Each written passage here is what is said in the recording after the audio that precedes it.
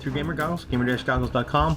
Today we have another box breaking for you, and I've already seen some of this stuff because I played a demo copy or a demo game of it at Origins Game Fair this summer.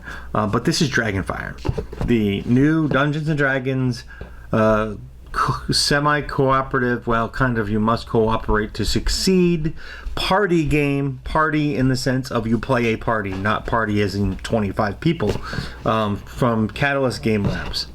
That was weird.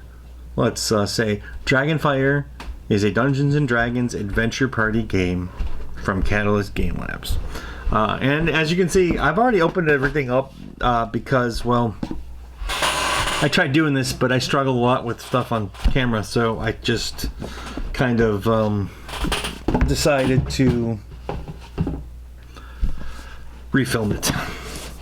So we're going to take this, we're going to set this down here, we're going to set this off to the side. Inside you get the Dragonfire Rulebook, which is a little bit meaty. It's about, I don't know, 20 pages, 25 pages maybe. 31 pages. It is a little meaty, but there is a little bit of learning to do with this game. There is also, fortunately for us, a set of Quickstart Rules, which is, I think, 8 pages. Yeah, 8 pages, if you can, and that's half the page, half the cover, or half the back cover is a map.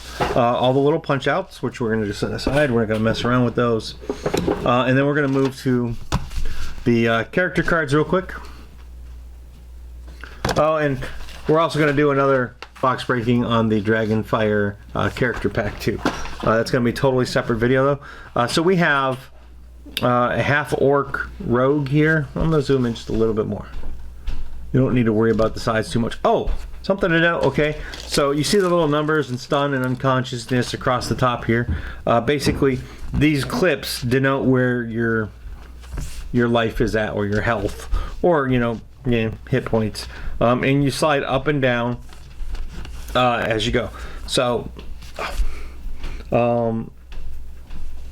it breaks down basically like a character sheet does, and maybe we'll go over this a little bit more when we actually get into, I'm going to do a video hopefully on making characters. We have a Half-Orc Rogue, we have a human rogue,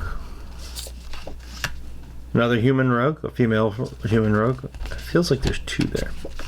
Dwarven cleric, dwarven half-orc, dwarven half-orc, a half-orc cleric, human cleric, female human cleric, a sun wizard, sun elf wizard I should say, a shield dwarf wizard, a human wizard, another human wizard. We have a half-orc fighter. We have a sun elf fighter. We have a human fighter. We have a human fighter.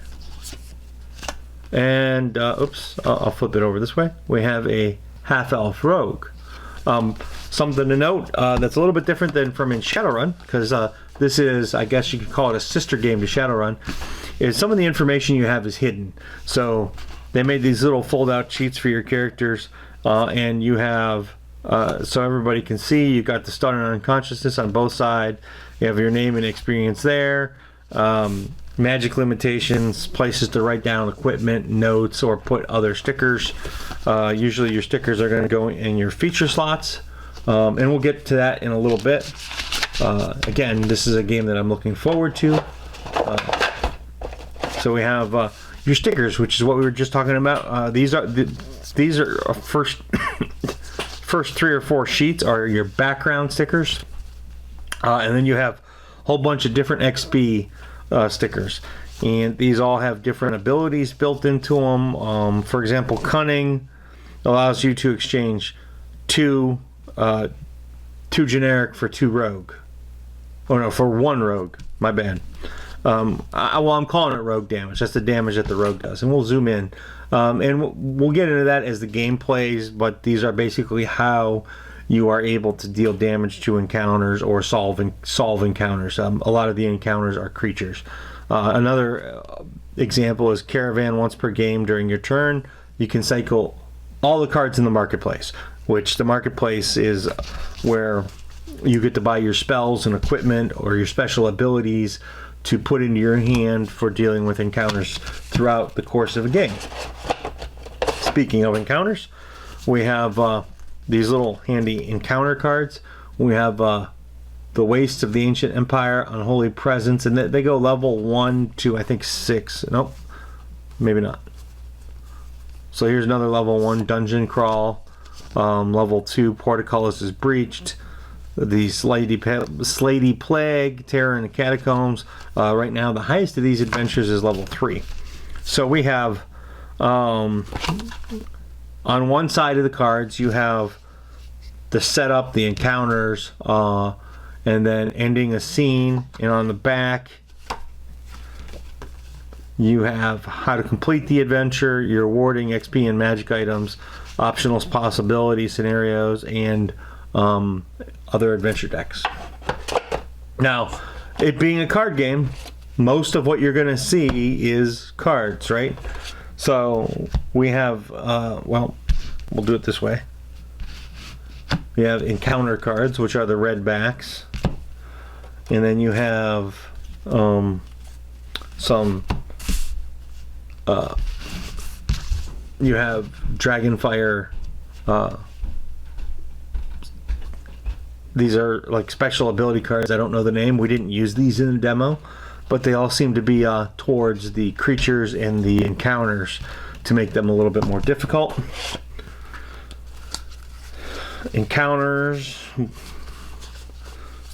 have the red back, and then your equipment and locations and things like I said, I had problems, but all your magic items or all the magic things I should say are all foily cards, and I really am glad that they did that they give them that special look to appreciate them a little bit more. We'll set those aside real quick, and then you have here's some more encounter cards. We're going to move, just set those there for now, and then you have your, these are like, some of these are your base cards. I don't remember how to tell them apart anymore. It's been a few months, 2 months since I played, but the cost is here. Special ability, if any, is down here, and like some cards have this thing called an assist, and that basically you're allowed to do that to help another player when you don't have initiative. And the amount of damage or how they deal things to a creature is right there. And I'm actually going to set this one aside because we're going to need that in a little bit. Real quick, just grab the first encounter I see. So this is a null pack. The way you would defeat a null pack is whoever has initiative, it would be great if you could kill them on his turn. So the javelin actually has the assist of a black and a gray. The black could actually be used on the bottom symbol during the other person's initiative, but you have to deal the damage from the top down to deal with the null pack. So if the player who this is in front of, whose encounter it is, can't deal 3 and nobody else can help him deal the 3, playing the javelin on him won't help eliminate the creature. And then of course every encounter has, you know, like the type of creature it is and what happens on the card. So we're going to look at one that is a little bit more complicated here, I hope, real quick, so I can show you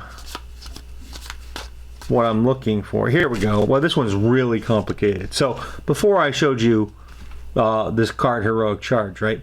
Heroic Charge has 2 black and a gray. Well, in order to take the Storm Giant, here, we'll do it this way. The 2 black could be used there, but the 2 gray could not be used on the 6. Got it? And we'll cover that in more detail when we play the game. But basically, we're going to flip through these cards here. I actually am, come on, there we go. I'm a huge fan of a lot of the art in this game in Dragonfire. As you can see, some of it repeats. I hope that they come out with Dragonfire card sleeves. That would be pretty bad to the bone. And maybe even different deck sleeves.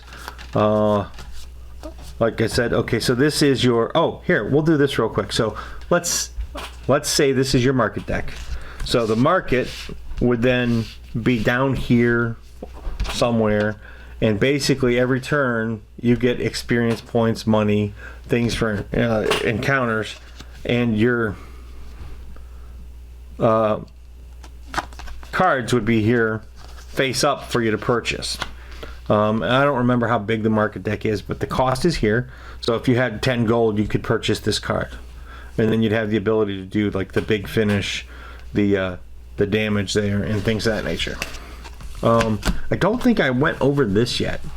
Well, let's look at, actually, before I get, I'm actually excited. Can you tell? I'm all over the place. We'll finish looking through some of the creatures here. Now there's all kinds of stuff in here. There's vampires, storm giant, which we already saw. Saw the vampire, owl bears. There's a roper in here because we fought it. Mimic. Oh, so if this is your encounter, the mimic actually does 1 damage and makes you discard 1 card. The white, wow, there's a lot of text there.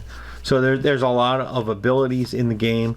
And there really is a surprising, I mean, there's a lot of teamwork to be done in this game. Here's another location. Here's some of the named, I'm going to call them NPCs. They might not be called NPCs in Dragonfire, but in D&D they would be. So there you go.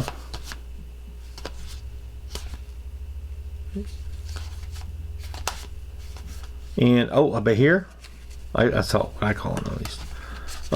But there you go. Oh, no. We're not done yet.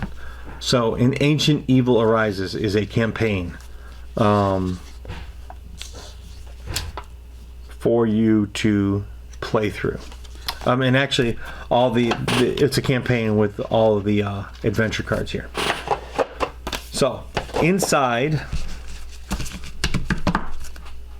of the Dragonfire card game, you get a lot of cool stuff, like magic cards that I'm going to put in here. Plenty of encounters, monsters to fight, magical abilities, some cards that we didn't look at. These are some of your basic cards, I believe. And the starter cards are all denoted somewhere, but I don't remember how to do that. So when we get into playing the game, I'll teach you guys how to set it up. These special cards for destroying your players.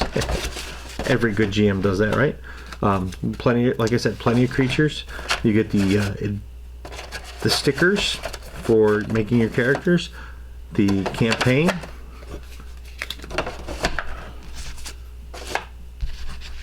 The little marker token. And well, plenty more creatures. So like I said, I played it a little bit. I kind of have a better feel for what goes on. There's plenty of replayability here, and with the booster portfolio, there's even more. You get all the punch outs, the Quickstart Rules, and the rules, and of course this super sexy box that determines the fate of this fighter who is about to die, I think. For the Dungeons & Dragons Party of Adventurers card game. There we go. That's what I'm going to call it. See ya.